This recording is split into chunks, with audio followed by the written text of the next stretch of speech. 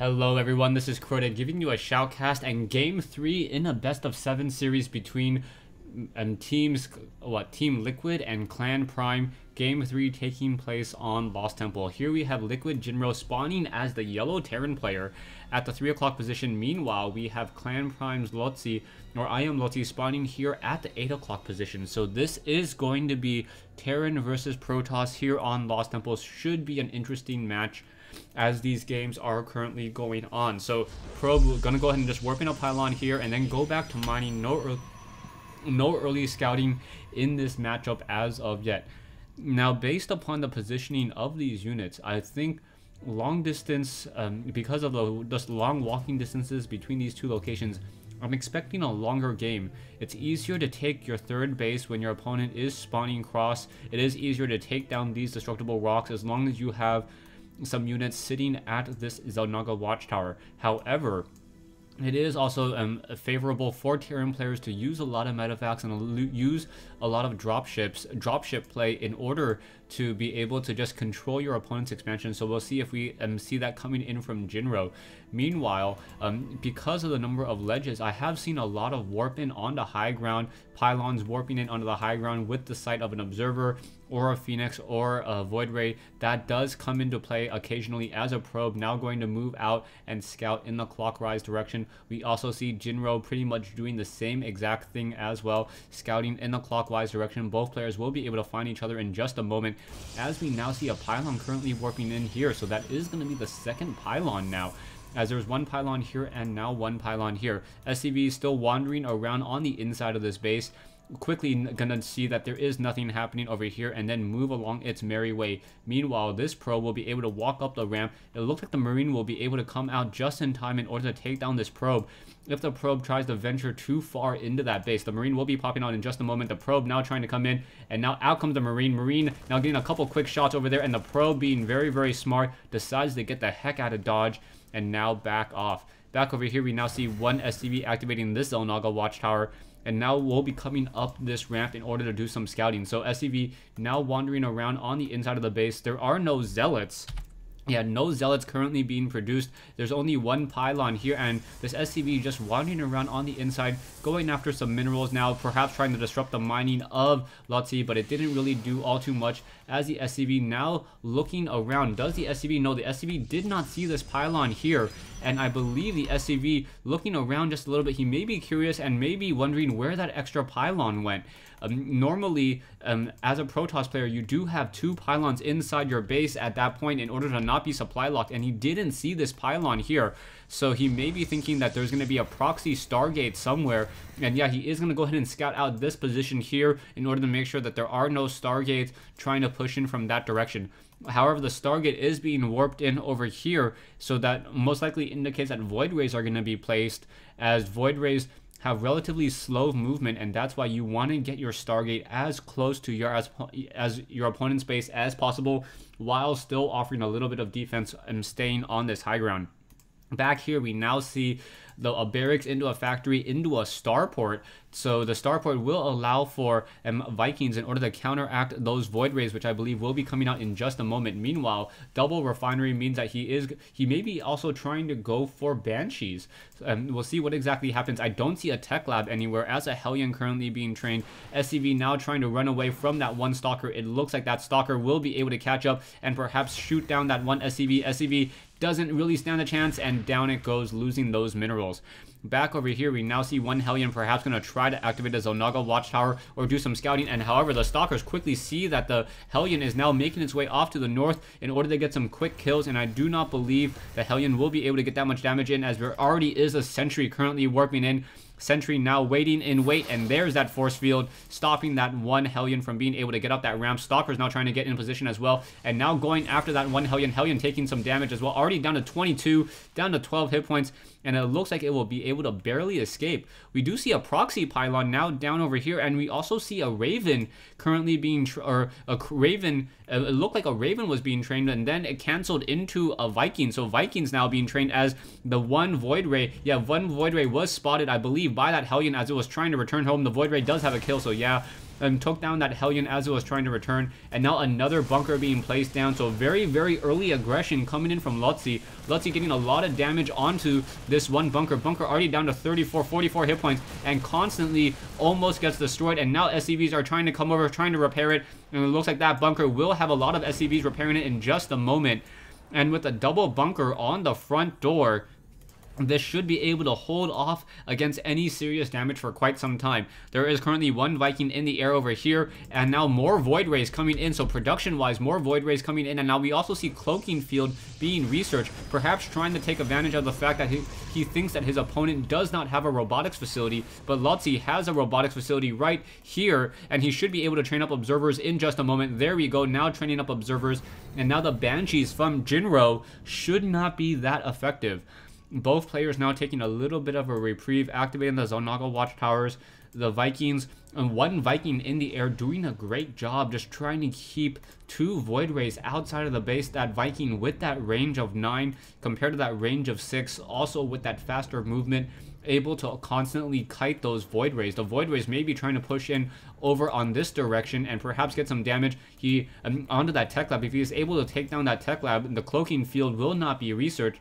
And now that one Banshee is trying to come out, Void Rays quickly trying to come in. It looks like the tech lab may get taken down unless SCVs are brought over. SCVs are already brought over. That's a lot of SCVs stopping the mining of Jinro. It looked like Jinro doesn't want to cancel his cloaking research, thinking that his cloak would be able to deal a lot of damage, but I don't think it will, as there already is an observer out in the field. Stalker's now trying to fight back and forth. The one Viking still trying to kite more of those units. No Marauders in that bunker, so the Punisher grenades really not catching any of those Stalkers. Once again, another Viking coming out over here, pushing a lot of bit of pressure as we see the Banshee coming around the corner over here, and it will have the cloaking research. But inside the base, yes, there is already one observer right there. If you could barely see it, one observer right there, and I believe that Banshee's days are numbered. It's going to try to come in and quickly find itself fighting against some Stalkers as the warp gates. Only one Stalker will be able to be warped in just a moment. Now a second Stalker already inside the base here as the Banshee now coming in, and now the cloaking now being activated, but the Stalker's unable to squeeze through there. No, I'm getting microed a little bit, and now being forced to pull back. The one Banshee deciding not to try to run straight into a group of Stalkers and Void Rays as this Banshee decloaks and perhaps is going to return home from the south side. Back over here, we do have a command center already built down as those bunkers are being salvaged. It looks as though, yes, the bunkers are now trying to be repositioned onto the low ground, but instead the back door once again being hit. A lot of Stalkers on the low ground. Vikings now going after some of those factories as it's currently being built. Marines trying to get underneath. No stim pack in order to catch up. There are two Vikings in the air, but was unable to catch up to those Void Rays as the Void Rays flew over those Stalkers. So both sides, decent sized armies, both players playing very, very well as this game continues. Vikings going to get a quick round of those Lancer torpedoes into those Void Rays, fighting once again. Those Marines also able to get some damage as well, as those Marines have a range of 5, getting another round of attack, depleting the shields relatively quickly. And now those Void Rays, all of them very, very low on hit points or shields, want to retreat, want to return home. There's still one Banshee from Jinro. That one Banshee has 1 kill so far, and that is it at this stage in the game. There is still one proxy pylon here, as we now see Jinro establishing his natural expansion, sitting on 35 harvesters compared to 41. So Jinro is definitely behind, needs to get more Stalkers, more SCVs into those refineries, finally transferring some over as a Stalker tried to poke its head in, but got blasted by that siege tank there. Stalker is now still sitting in this position. Void Rays looking to start to do some cliffing onto the Terran player and maybe able to get some damage onto the refinery. Now, if you did not know, air units, even though they are on that high ground, can still be attacked. So the Marines, even though they don't have sight onto that high ground, are still able to get some damage if those Void Rays are currently being attacked. At least I've seen it in the past. Maybe they've changed it in the most recent patch. By the way, this is part of patch 1.1.3, so it is possible for those Void Rays to get that Flux Veins, and now the auto turrets were quickly placed down, not allowing those Void Rays to give chase, and now those Vikings may be able to get off 2 to 3 Void Ray kills. One Void Ray now quickly getting taken out, and Stalker's now trying to come in. Stalker's unable to get any damage onto those Vikings. 2 very, very low hit point Vikings, and Jinro getting a lot of mileage out of those Vikings. There's not too many kills on them, But really, those Vikings have shut down many of those Void Rays. One Banshee now quickly getting causing it to cloak as Void Rays were trying to chase. But I believe that Lotze will move over one observer. Yes, there is one observer already here. It will be able to catch this one Banshee, and that Banshees will get taken down. However, the Banshee may be able to see the robotics bay and now know that there are going to be Colossi. I don't quite agree with the Colossi, as we've already seen Jinro and now double training Vikings out of that reactor, and he will be able to pump out a lot of Vikings. So double training Vikings, allowing him to both counter the Void Rays and those Colossi. We'll see what's going to be happening, especially as Jinro is now going into a more of a mech style play. There is not that many barracks down, only one barracks now building up another reactor, so Colossi are not going to be able to deal as much splash damage as he would like. Marines, Marauders, Ghost all have a very, very small diameter, causing them to clump up very close together, increasing that DPS. Void Rays now once again trying to come back in, getting some damage onto those Marines. Marines now trying to give chase, and now those Void Rays backing off once again. However, Hellions quickly dropping into here, doing a drop and getting a lot of probe kills. So a lot of damage has been dealt already as those Hellions now trying to deal damage over there and quickly getting taken down. There is one medevac. The medevac was able to clear out many of those probes. It doesn't look like the main base was attacked, but only the natural expansion, and no longer at full mining capacity any longer. Void Rays now hunting for that medevac, want to be able to take it down. The medevac is hiding off in the corner. It doesn't look like the Void Ray will be able to find it. Oh, it does see it just in the corner right there, running into another Void Ray, and down goes that medevac in just a moment. There it goes, just exploding on the top left corner. We now see some siege tanks clearing off this one proxy pylon as Marines. I'm not quite sure what that shot over there was. I didn't see any red there, so that may have just been a misclick. As Hellions now trying to go after some of those Zealots. Zealots able to escape and survive another day just because of those that Guardian shield preventing some of the damage from these Hellions. Hellions dealing 24 damage per attack as we are now getting the level 1 vehicle upgrades. So Siege Tanks, Hellions, and Thors will be dealing more damage. And now back over here, we now see Stalkers trying to press in, and more Marines. Vikings now coming in. And once again, a lot of Siege Tanks on the ground as well, as those Vikings are being able to push a lot of damage. It looks like one of those Void Rays will get taken down, perhaps even two of them. One Void Ray now down. The second Void Ray may get taken down as well. No, not taken down, as it was barely able to escape with only, what, I would guess around 15 hit points, 20 hit points there. SCV rebuilding or repairing an auto turret. I wonder if it costs energy to rebuild or repair an auto turret, since it doesn't technically cost any minerals to build. Anyways, back over here, we now see 1 point defense drone, 1 auto turret in position, trying to offer a little bit of protection. There are a lot of zealots and sentries, so the investment into Hellions may pay off. And now we see some siege tanks getting caught in transition. One siege tank down to 1 hit point there, so the 1 armor on that siege tank, enabling that siege tank to live and fight another day. And now army-wise, 4,400 versus 4,150. Both sides now pressing in, trying to put pressure on the expansions. Jinro trying to defend his expansion, but there's not enough siege tanks in this position, as the Colossi may be able to attack with that range of 9 and start dealing damage towards these mineral patches. The Planetary Fortress is coming online. Vikings now coming in as well. Vikings perhaps going after that Void Ray. Void Ray already down to 8 hit points, and down it goes. So a little bit sleep at the wheel as Lotze, losing that 1 Void Ray, a very expensive unit. It did already take a severe amount of damage, but it did have full shields.